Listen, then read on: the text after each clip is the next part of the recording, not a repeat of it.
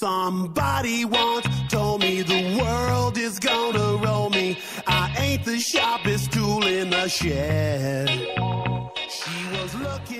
You're listening to Fourth and Inches on Spreaker Web Radio, presented by Bayou State Pawn and Jewelry, Bayou Bark, and RDM Audio. Now here are the hosts, Nick Lott and Armando Ramirez.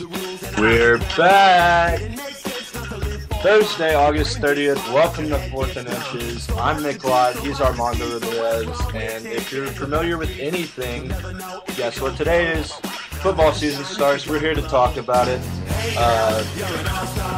Thank you for tuning in. First show we've done in like 2 weeks. First week of school, so we've just been trying to like counterbalance work and class, and then doing this. This has kind of taken a backseat to everything else. But I mean, once we get situated with everything, we're gonna start doing these shows as much as we can with time allowed. Right. Time allowing. Yeah, we're super stoked to be back. We obviously have a lot to do here in College Station. It's good to have a different change of setting, change of location and everything. And we're just really excited about what's to come in the college football season. We're super stoked here at College Station for football season. Going into the SEC, you know all the storylines. Everything going into college football this season is exciting. So we're super stoked to tell you about it here on Fourth and Inches. One thing that a lot of people in College Station aren't super stoked about is the fact that the Aggies are not playing tonight. Yeah, the Aggies aren't playing tonight because, of course, Hurricane Isaac ran through Louisiana. I think it was yesterday? Yesterday. Yeah. So, of course, you can't play football with a hurricane running through. They were supposed to play Safety first. Safety first, exactly. They were supposed to play at Louisiana Tech, and, of course, the game got canceled until October 13th when both teams have a bye week. So, having that said, I was about to say LSU. Wow. Yeah, sleep deprived, so sorry. But, Texas A&M will kick off their season with was supposed to be their – no, they're playing Florida. Oh, yeah, well, yeah. Yeah, Florida. So they're kicking the season off with Florida. At home. At home. So it's going to be crazy. That's a tough ticket to get. I'm going to get one. You're going to get one? I don't know. We just got to find some buddies from A&M. And then there are going to be people scalping tickets. I can guarantee you that. And they're going to be costing a big buck. Yeah, no, I'm not about that. But, a lot of, like Armando said, a lot of big storylines from this offseason. Tyrann Mathieu no longer at LSU. No longer Penn State with their sanctions. Bill O'Brien he's in over his head at Penn State already. But, if I were Bill O'Brien, I would not have taken that job because, Paterno coached there for 46 years. And when he leaves, he should have taken that as a sign that stuff was about to get bad. Yeah. And then all the Sandusky stuff comes out. Yeah. But, huge games this weekend. Everybody's excited for college football to finally be underway. Huge games. Alabama and Michigan and Dallas. Boise State plays Michigan tomorrow. Michigan State tomorrow. And tonight South Carolina kicks off their season with Vanderbilt. So a lot of football to watch, a lot of stuff to talk about. This is going to be a bit of a shorter episode. Yeah. We're definitely we're just getting back into it. We're getting back into talking to y'all and talking football together here as co-hosts now. But we're definitely Alabama, Michigan. Definitely it's going to turn out to be one of the better games this weekend. Of course, Alabama going up against Denard Robinson. We're going to see how that goes. Very interesting matchup there. And of course, Alabama's defense. We'll see what we'll see what they can do. I think Nick Saban coached these guys up real well. They'll probably come out with the W. What do you think? Do you know if Landon Collins is starting? I don't know. Don't know. Because if he is, that kid was the best safety that was recruited this past Oh, yeah. signing day. So if he's playing, I mean, I don't think he would start as a true freshman, but I mean, Yeah, that guy's an athlete. They got other pieces in place at Alabama. They always have pieces in place. So the seniors will take place, and then once the freshmen are sophomores or juniors, they'll take over that position. But I mean, that's a big game on Saturday. Game day is going to be in Dallas. It's game day in College Station for the Florida game. I hope so. I mean, you think it would now that it's like their first SEC game. I think they decide that a week before, so probably after this week, they'll decide where they're going to go next week. And I'll just say this, if College Game Day comes to oh my God, College Station, I don't even want to go anywhere near Kyle Field. Traffic's bad enough already. I know. I haven't been here like during a game day or anything like that. Or like I'm just saying game day from like you never get in the perspective that a football game is being played. I'm not talking about College Game Day with Lee Corso, Kirk Herbstreit, Chris Ballard. Yeah. I mean, traffic's bad enough already, but if those guys show up, we might be walking. That's why you don't take your car anywhere on game day. You always walk. And now that I live like about 5 minutes away from Kyle Field, I think I'll be walking over there. Yeah. But getting back onto college football note, Boise State, Michigan State, Boise State and Michigan State tomorrow at Michigan State. So we're going to see what Boise State's made of kicking off the season against a real team. Yeah. I say that, but they did play Georgia last year and beat them. But Georgia, to me, it seems like Georgia's really hit or miss.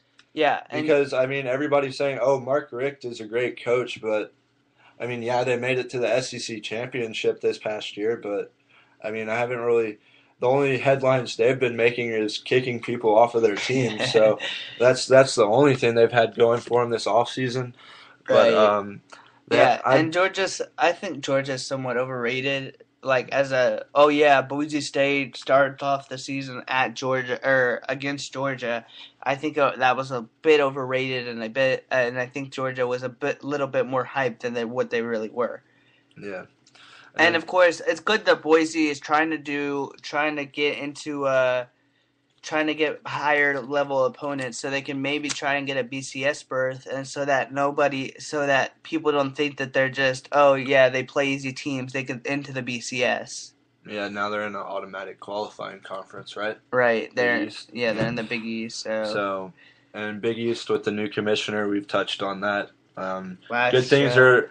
I mean, the Big East, not a powerful conference by any means as far as football goes, and with the way the conference realignment's happening, it's like I'm kind of it. I think we're about to have super conferences. Yeah, I definitely think that what's happening right now is in a kind of like foreshadowing towards super conferences. I think basically the Big 12. And the SEC, everything started with the SEC. After the SEC, everybody else started moving, and then basically that's what's happening. We're all forming into super conferences. And if you think about it, if you think about it, the NBA is trying to do like super teams now, and it's like that's what it's about. Sports in general. Yeah, sports in general. It's about the super teams now. So. What can you do? I mean, it's really competitive, and it's not a bad thing, but it's just different from tradition. Yeah, and I mean it just goes to show that good things can happen, but change is not always a bad thing, but it's just uncomfortable, kind of. Speaking of change, I saw this magazine in the bookstore with Obama, and he has like his jacket over his shoulder, and it's like Obama's got to go. So on that note, that's I'm not gonna get into politics on this show, but on that note, football show. On that note, kind of deviated from the path, but on that note, we'll take a quick break. Spreaker Web Radio, Nick Lott, Armando Ramirez. We'll be right back, and I'm not gonna cancel the show this time. Looking down the barrel of a hot metal 45, just another way to survive. California, rest in peace.